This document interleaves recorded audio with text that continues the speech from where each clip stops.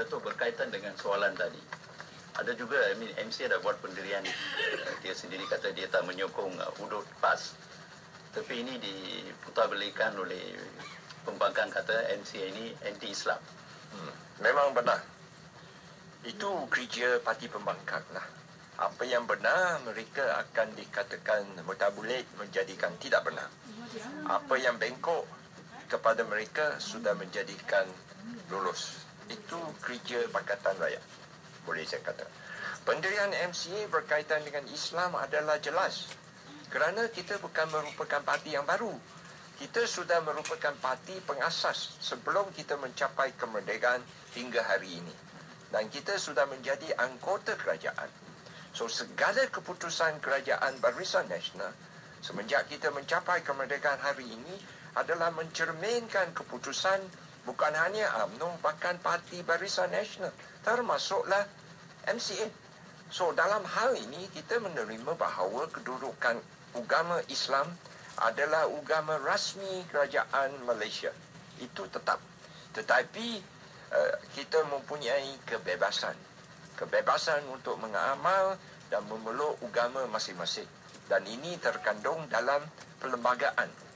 Yang kedua, kita perhatikan, kita tak pernah dikatakan menentang usaha-usaha kerajaan dalam kerajaan pusat atau negeri untuk meningkatkan pengetahuan, kefahaman soal Islam di kalangan Muslim. Tak pernah. Kita menganggapkan itulah adalah kerja-kerja UMNO dan penyokong mereka. Asalkan kebebasan kita dihormati. Dan juga dalam hudud kita kena jelas bahawa parti PAS adalah parti politik. Dan PAS kadang-kala ingin nak tarifkan mereka sama-sama dengan Islam. Walhal ini tak betul. Saya menganggap itu sebagai satu penghinaan. PAS telah dengan jelasnya mempolitikkan agama demi kepentingan politik mereka. Mereka tidak menggunakan kuasa politik untuk membangunkan agama. Tak ada. Dia hanya mempolitikkan Islam demi kepentingan politik mereka. So, apabila kita menentangkan hudud, kita bukan menentang Islam. Kita menentang hudud yang diperjuangkan oleh PAS. Kerana kita berpendapat, dia adalah tidak selari dengan sebuah negara yang majmuk. Dan Dr. Mahathir dengan jelas mengatakan dia pun menolak PAS punya hudud kerana tidak dapat menegakkan keadilan kepada semua kaum. So, kita kena jelas. So, hanya PAS yang memutabulitkan itu, mengatakan apabila kita menentangkan dia punya PAS hudud, kita menentangkan agama Islam. Itu tak betul. Salah. Datuk Syarif? Datuk, kalau kita tinjau balik pilihan raya 2008 itu, the general talk is we gave them the victory lah, because maknanya tidak ada ini kerjasama dengan perpaduan di kalangan Barisan Nasional. Dan PUR 13 dikatakan sebagai the mother or father of all elections lah. So, adakah kita ini dah bersedia dari segi komponen parti Barisan? Because nampaknya Datuk, ada aja 2-3 ya pemimpin seperti Datuk lah, walk the talk or you take the bull by his horn. The rest masih kita sikap defensif itu, we are not proactive lah. So, komen Datuk? Tak, di bawah pimpinan Datuk Seri Najib adalah kita dikatakan dia telah letak Malaysia dalam landasan yang betul. Hala tuju pembangunan untuk negara kita yang akan datang adalah jelas. Kita menuju kepada negara yang maju dengan status pendapatan yang tinggi, dan untuk mencapai dikatakan matlamat ini, rakyat kena bersatu padu.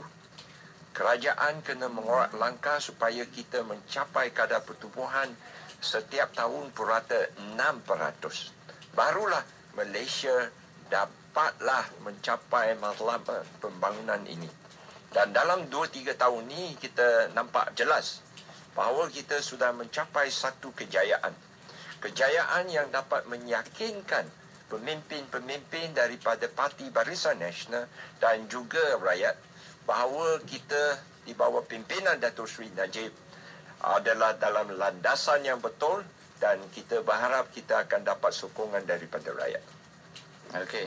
Baik Datuk Seri, saya nak minta penjelasan daripada Datuk Seri Dr. Chua tentang wakil-wakil rakyat yang dikatakan Tuan Mahani berleluasa dalam laman Facebook. Katanya ramai wakil-wakil rakyat khususnya dalam komponen Barisan Nasional yang jarang turun padang dan pemberian BRIM yang telah diberikan hanya akan muncul untuk membuat satu majlis untuk menyampaikan bantuan rakyat satu Malaysia. Jadi komen Datuk Seri sendiri macam mana?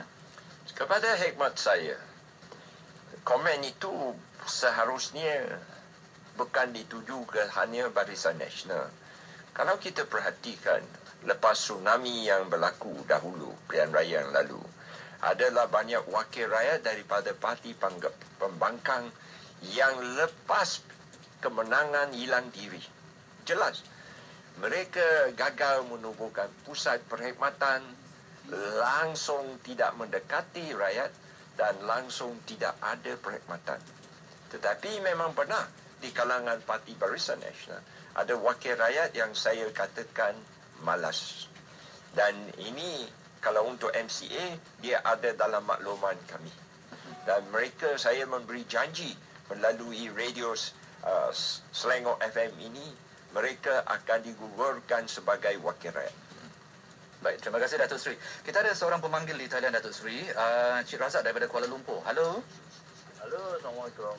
Selamat pagi. Selamat pagi, Datuk Seri. Okey, silakan. Ya, pagi, Datuk Seri. Ya, selamat pagi.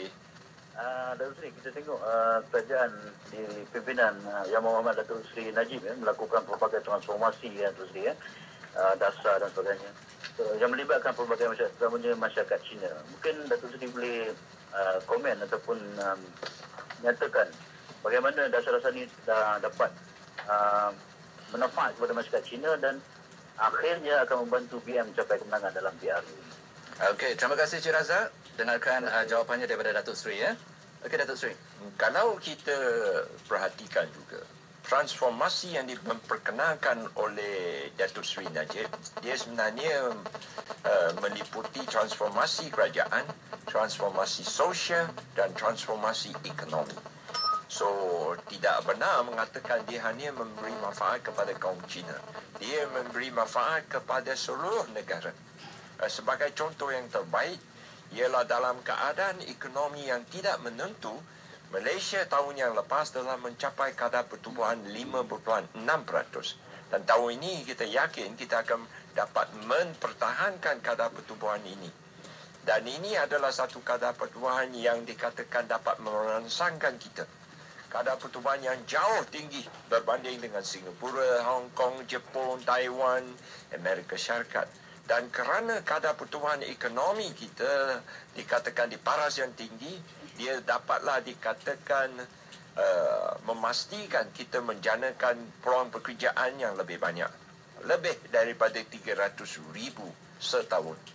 Dia menjanakan industri dikatakan hileran kerana lanjutan daripada pembangunan yang sedang rancak dilaksanakan. So, dia memberi manfaat kepada semua orang. Walaupun kita akui, kalau sebahagian besar peniaga-peniaga adalah kaum Cina, mereka akan dapat manfaat yang lebih daripada kaum yang lain. Tetapi akhirnya, pulangan kepada kerajaan negeri dan kerajaan pusat ialah dalam bentuk teks. Kerana perniagaan dia maju, lanjutan daripada ekonomi yang pesat, mereka kena bayar teks yang lebih. So, akhirnya, semua rakyat yang dapat menikmati. So, BRIM satu, BRIM kedua, kenaikan gaji semua kaki tangan kerajaan, anggota polis dan anggota dikatakan army adalah kerana hasil dan kedudukan kita daripada kewangan adalah kukuh. Kerana pembangunan yang pesat dan pada pertumbuhan yang memuaskan. So, semua orang dapat manfaat daripada transformasi yang diperkenalkan. Dan mudah-mudahan itu kita dapat diterjemahkan dalam undi kepada Parti Barisan Nasional. Ya, baiklah. Terima kasih kepada Razak, pemanggil kita daripada Kuala Lumpur. Dr. Syafiq, satu soalan. Di Datuk Seri, baru ini kita baca dalam surat khabar, Datuk kata yang BRIM patut dinaikkan pada 800 ataupun 1,000 ringgit. Dan patut diberi tiap-tiap tahun. Komen Datuk naik. Ini merupakan harapan kita kerana tidak dapat dinafikan walaupun kita membangunkan negara dan pembangunan pesat, semua orang dikatakan dalam istilah English dikatakan a rising tide will lift all boat. So, tetapi dapat dinafikan ada golongan yang tidak dapat menikmati sepenuhnya hasil pembangunan negara.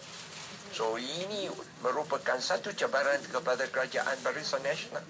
Bagaimana kita dapat membantu golongan tersebut yang tidak seharusnya terpinggir daripada arus pembangunan.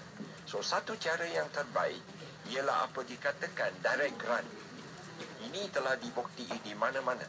Termasuklah World Bank yang mengatakan direct cash kepada golongan yang memerlukan adalah merupakan cara bantuan yang paling berkesan.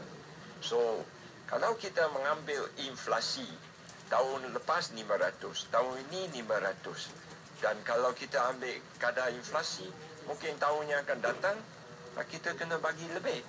So, kalau saya udarakan secara terbuka 800, kepada hikmat saya dia tidak merupakan satu permintaan yang dikatakan terlampau. Dan saya akan bangkit dalam Majlis Ekonomi Negara lepas kemenangan Parti Barisan Nasional. Baik. Okey, Datuk Seri, kita telah pun sampai ke penghujung segmen bersama wakil untuk hari ini. Terima kasih sekali lagi kepada Datuk Seri Dr. Chua Soelek, Presiden MCA.